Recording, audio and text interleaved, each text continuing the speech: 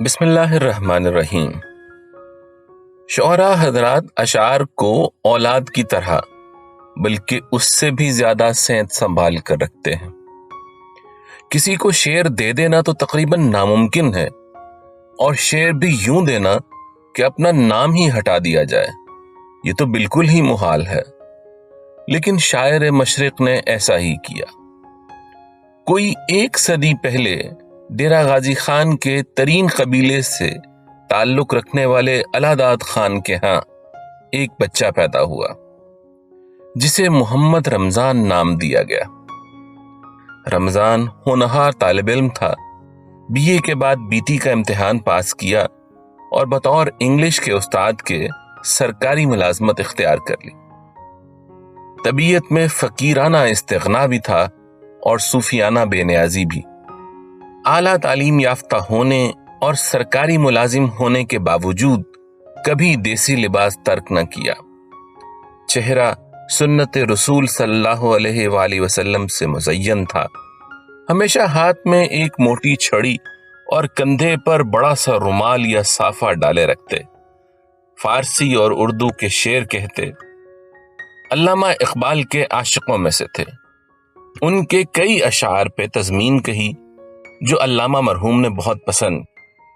اپنے ایک دوست عطا محمد جسکانی سے گہرے لگاؤ کے باعث عطائی تخلص اختیار کیا اور محمد رمضان عطائی کہلوانے لگے۔ ان دنوں عطائی ڈیرہ غازی خان کے گورنمنٹ اسکول میں تعینات تھے۔ ان کے قریبی شناسہ مولانا محمد ابراہیم ناگی بھی انہی دنوں ڈیرہ غازی خان کے سب جج مقرر ہوئے۔ ابراہیم ناگی ایک درویش منش اور صاحب علم شخصیت تھے۔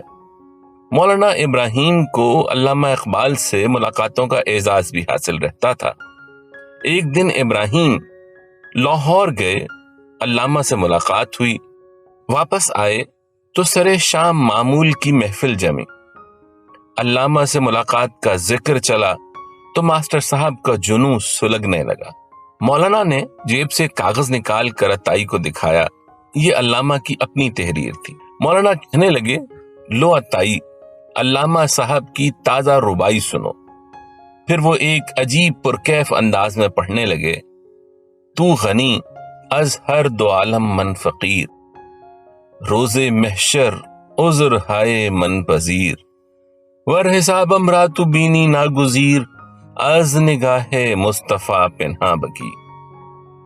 ربائی کا اردو ترجمہ جاننے سے پہلے سنیے کہ مولانا ابراہیم نے جب یہ اشعار پڑھے تو ان کی آنکھوں سے آنسو رواں تھے، اور محمد رمضان عطائی کی کیفیت روتے روتے دگرگوں ہو گئی۔ عطائی اسی عالم وجد میں فرش پر گرے، چوٹ آئی اور بے ہوش ہو گئے۔ ربائی ان کے دل پر نقش ہو کر رہ گئی۔ اٹھتے بیٹھتے گنگناتے اور روتے رہتے۔ حج کے لیے گئے تو خود اپنی ڈائری میں لکھتے ہیں کہ جب حجاج اور اوراد و وظائف میں مصروف ہوتے تو وہ زار و قطار روتے اور علامہ کی ربائی پڑھتے رہتے۔ حج سے واپسی پر دل میں ایک عجب آرزو کی کونپل پھوٹی، کاش یہ ربائی میری ہوتی یا مجھے مل جاتی۔ یہ خیال آتے ہی علامہ اقبال رحمت اللہ علیہ کے نام ایک خط لکھا۔ لکھتے ہیں کہ آپ سر ہیں فقیر بے سر، آپ اقبال ہیں فقیر مجسم ادبار، لیکن طبع کسی صورت کم نہیں پائی۔ انہوں نے علامہ کے اشعار کی تضمین اور اپنے فارسی اشعار کا حوالہ دیتے ہوئے لکھا، فقیر کی تمنا ہے کہ فقیر کا تمام دیوان لے لیں اور یہ ربائی مجھے عطا فرما دیں۔ کچھ ہی دن گزرے تھے کہ انہیں علامہ کی طرف سے ایک مختصر سا خط موصول ہوا۔ لکھا تھا، جناب Muhammad Ramzan Atai, senior English master, government high school Dera Ghazi Khan, جناب من، میں ایک مدت سے صاحب فراش ہوں، خط و کتابت سے معذور ہوں، باقی شعر کسی کی ملکیت نہیں۔ آپ بلا تکلف وہ ربائی جو آپ کو پسند آ گئی ہے اپنے نام سے مشہور کریں، مجھے کوئی اعتراض نہیں ہے۔ فقط محمد اقبال، لاہور۔ علامہ نے یہ ربائی اپنی نئی کتاب ارمغان حجاز کے لیے منتخب کر رکھی تھی۔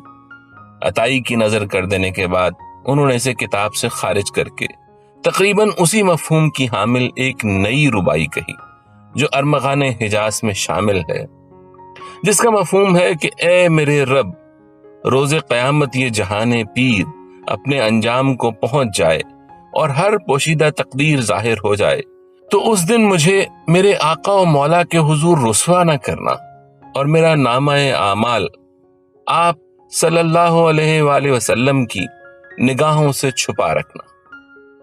ایم اے فارسی کا امتحان دینے لاہور گئے تو عطائی شکریہ ادا کرنے کے لیے علامہ کی خدمت میں حاضر ہوئے۔ ہمراہ جانے والے چودھری فضل داد نے تعارف کراتے ہوئے کہا کہ یہ بوڑھا طوطا ایم اے فارسی کا امتحان دینے آیا ہے۔ علامہ ایک کھری چارپائی پر احرام نما سفید چادر اوڑھے لیٹے تھے۔ بولے، عاشق کبھی بوڑھا نہیں ہوتا۔ ربائی کا ذکر چل نکلا۔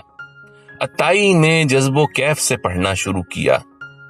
تو غنی از ہر دو عالم۔ علامہ کی آنکھوں سے اشک جاری ہو گئے، اتنا روئے کہ چادر کے پلو بھیگ گئے۔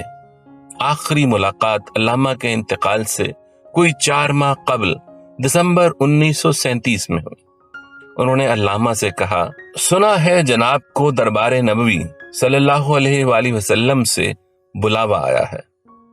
علامہ آپ دیدہ ہو گئے، آواز بھرا گئی، بولے، ہاں بے شک، لیکن جانا نہ جانا یکساں ہے۔ آنکھوں میں موتیا اتر آیا ہے۔ یار کے دیدار کا لطف دیدہ طلبگار کے بغیر کہاں۔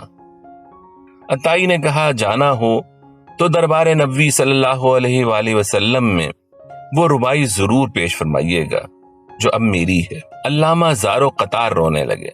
سنبھلے تو کہا، عطائی اس ربائی کو بہت پڑھا کرو، ممکن ہے خداوند کریم مجھے اس کے طفیل بخش دے۔ 1938 میں علامہ انتقال فرما گئے۔ عرصہ بعد شاہی مسجد کے احاطے میں ان کے مزار کی تعمیر شروع ہوئی تو ہر ہفتے اور اتوار کو ایک مجذوب شخص لاٹھی تھامے مسجد کی سیڑھیوں پر آ بیٹھتا اور شام تک موجود رہتا۔ وہ زیر تعمیر مزار پر نظریں گاڑے ٹک ٹک دیکھتا رہتا، کبھی یکایک زاری شروع کر دیتا، کبھی طواف کے انداز میں مزار کے چکر کاٹنے لگتا۔ اس کا نام محمد رمضان عطائی تھا۔ مولانا محمد ابراہیم ناگی کبھی کبھی کہا کرتے، ظالم عطائی، کان کنی تو میں نے کی اور گوہر تو اڑا لے گیا۔ بخدا اگر مجھے یہ علم ہوتا کہ حضرت غریب نواز علامہ اقبال رحمت اللہ علیہ اتنی فیاضی کریں گے تو میں اپنی تمام جائیداد دے کر یہ ربائی حاصل کر لیتا اور مرتے وقت اپنی پیشانی پر لکھوا جاتا۔ محمد Ramzan Atai senior English teacher 1968 میں اس جہان فانی سے رخصت ہو گئے۔ انہوں نے اپنی وصیت میں لکھا، میرے مرنے پر اگر کوئی وارث موجود ہو تو یہ ربائی میرے ماتھے پر لکھ دینا اور میرے چہرے کو سیاہ کر دینا۔ معلوم نہیں کہ پس مرگ ان کے کسی وارث نے اس عاشق رسول صلی اللہ علیہ وآلہ وسلم کی پیشانی پر وہ ربائی لکھی یا نہیں، لیکن ڈیرہ غازی خان کے قدیم قبرستان ملا قائد شاہ میں برسوں پرانی ایک قبر کے سرحانے نصب لوح مزار پر فارسی میں یہ ربائی کندہ ہے، جس کا مفہوم ہے، اے اللہ تو 2 جہانوں کو عطا کرنے والا ہے، جبکہ میں تیرا منگتا و فقیر ہوں۔